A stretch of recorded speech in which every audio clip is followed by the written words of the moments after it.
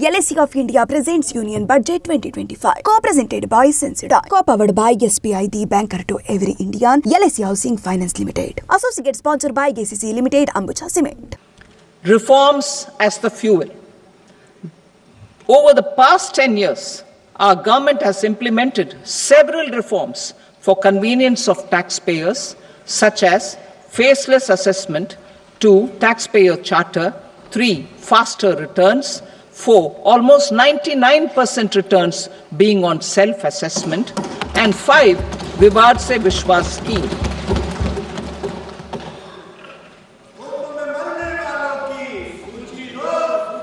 Continuing these efforts, I reaffirm the commitment of the Tax Department to trust first, scrutinize later.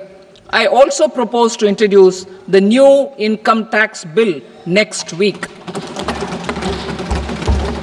I will detail the indirect tax reforms and changes in direct taxes in Part B. Financial sector reforms. The FDI limit for the insurance sector will be raised from 74 to 100%. This enhanced limit will be available for those companies which invest the entire premium in India. The current guardrails and conditionalities associated with foreign investment will be reviewed and simplified. The services of India Post Payment Bank will be deepened and expanded in rural areas.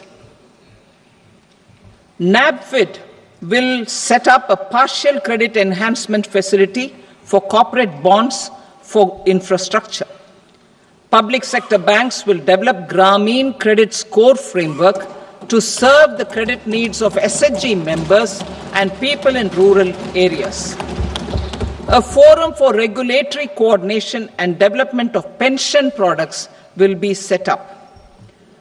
To implement the earlier announcement on simplifying the KYC processes, the revamped Central KYC Registry will be rolled out in 2025.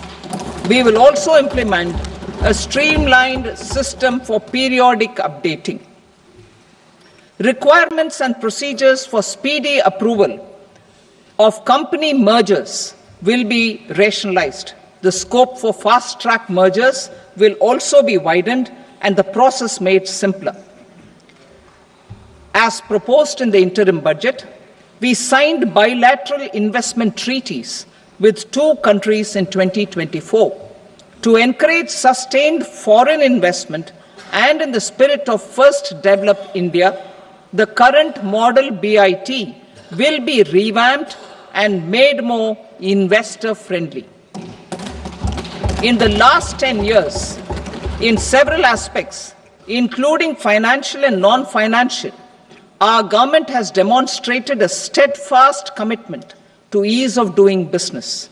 We are determined to ensure that our regulations must keep up with technological innovations and global policy developments.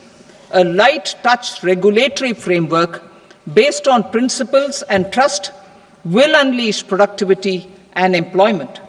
Through this framework, we will update regulations that were made under old laws.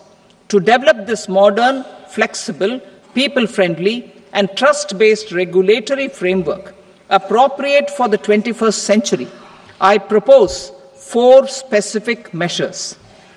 A high-level committee for regulatory reforms will be set up for a review of all non-financial sector regulations, certifications, licenses, and permissions. The committee will be expected to make recommendations within a year. The objective is to strengthen trust-based economic governance and take transformational measures to enhance ease of doing business, especially in matters of inspection and compliances. States will be encouraged to join in this endeavor.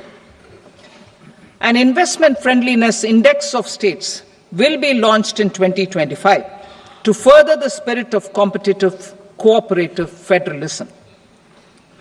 Under the Financial Stability and Development Council, a mechanism will be set up to evaluate impact of the current financial regulations and subsidiary instructions. It will also formulate a framework to enhance their responsiveness and development of the financial sector. In the Jan Vishwas Act 2023, more than 180 legal provisions were decriminalized. Our government will now bring up the Jan Vishwas Bill 2.0 to decriminalize more than 100 provisions in various laws. I now move to fiscal policy. In the July budget, I had committed to staying the course for fiscal consolidation. Our endeavour will be to keep the fiscal deficit each year such that central government debt remains on a declining path as a percentage of the GDP. The roadmap for the next 6 years has been detailed in the FRBM statement. Revised estimates for 2024-25. The revised estimate of the total receipts other than borrowings is 31.47 lakh crore rupees, of which the net tax receipts are 25.57 lakh crore rupees.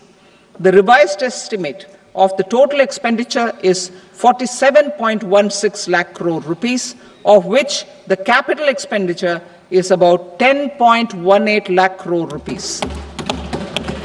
The revised estimate of the fiscal deficit is 4.8% of the GDP.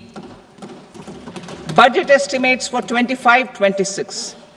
Coming to 25-26, the total receipts other than borrowings and total expenditure are estimated at 34.96 lakh crore rupees and 50.65 lakh crore rupees respectively.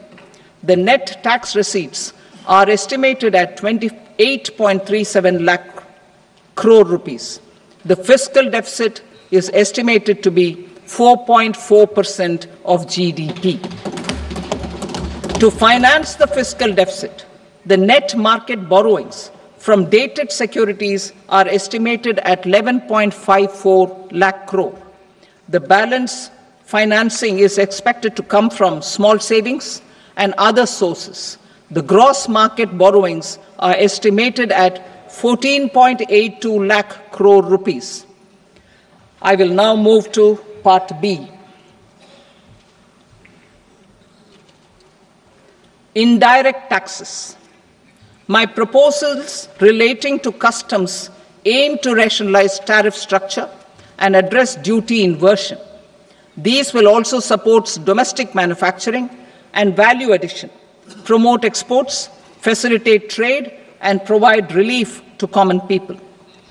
Rationalization of customs tariff structure for industrial goods. As a part of comprehensive review of customs rate structure announced in July 2024 budget, I propose to 1. Remove 7 tariff rates. This is over and above the 7 tariff rates removed in 23-24 budget. After this, there will be only 8 remaining tariff rates, including 0 rate. 2. Apply appropriate cess to broadly maintain effective duty incidence, except on a few items where such incidence will reduce marginally. 3. Levy not more than 1 cess or surcharge. Therefore, I propose to exempt social welfare surcharge on 82 tariff lines that are subject to a cess. I shall now take up sector-specific proposals. To provide relief to patients, particularly those suffering from cancer, rare diseases, and other severe chronic diseases, I propose to add 36 life-saving drugs and medicines to the list of medicines fully exempted from basic custom duty.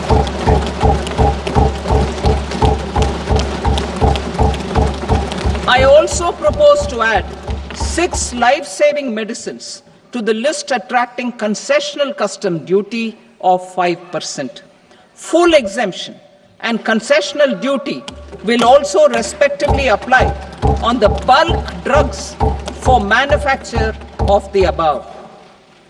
specified drugs and medicines under patient assistance programs run by the pharmaceutical companies are fully exempt from BCD, provided the medicines are supplied free of cost to the patients.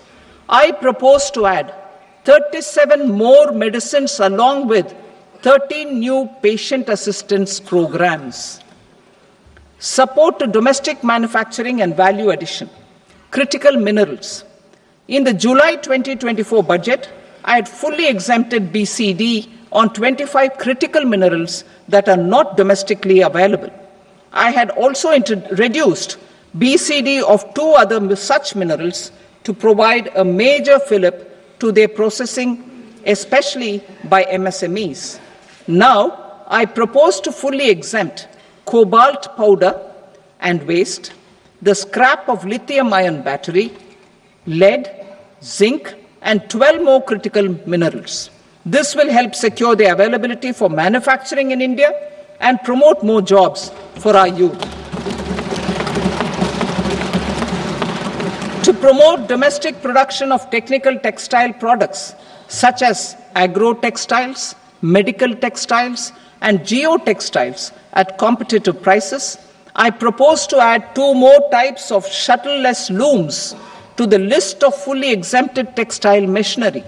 I also propose to revise the BCD rate on knitted fabrics covered by 9 tariff lines from 10 or 20 to 20% or 115 rupees per kg, whichever is higher. Electronic goods. In line with our Make in India policy and to rectify inverted duty structure, I propose to increase the BCD on interactive flat panel display from 10% to 20% and reduce the BCD to 5% on open cell and other components. In 23-24 budget, for the manufacture of open cells of LCD, LED TVs, I had reduced the BCD on parts of open cells from 5% to 2.5%. To further boost the manufacture of such open cells, the BCD on these parts will now stand exempted. Lithium-ion battery. To the list of exempted capital goods, I propose to add 35 additional capital goods for EV battery manufacturing and 28 additional capital goods for mobile phone battery manufacturing. This will boost domestic manufacture of lithium-ion batteries, both for mobile phones and for electric vehicles. Shipping sector. Considering that shipbuilding has a long gestation period, I propose to continue the exemption of BCD on raw materials, components, consumables, or parts for the manufacture of ships for another 10 years.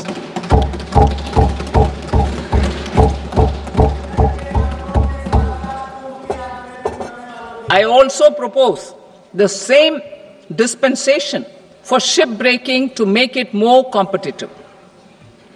Telecommunication. To prevent classification disputes, I propose to reduce the BCD from 20% to 10% on carrier-grade Ethernet switches to make it at par with non-carrier-grade Ethernet switches. Export promotion. To facilitate exports of handicrafts, I propose to extend the time period for export from 6 months to 1 year, further extendable by another 3 months if required. I also propose to add 9 items to the list of duty-free inputs. Leather sector. I propose to fully exempt BCD on wet blue leather to facilitate imports for domestic value addition and employment. I also propose to exempt crust leather from 20% export duty to facilitate exports by small tanners. Marine products. To enhance India's competitiveness in the global seafood market, I propose to reduce BCD from 30% to 5% on frozen fish paste, surimi, for manufacture and export of its analog products. I also propose to reduce BCD from 15% to 5% on fish hydrolysates for manufacture of fish and shrimp feed.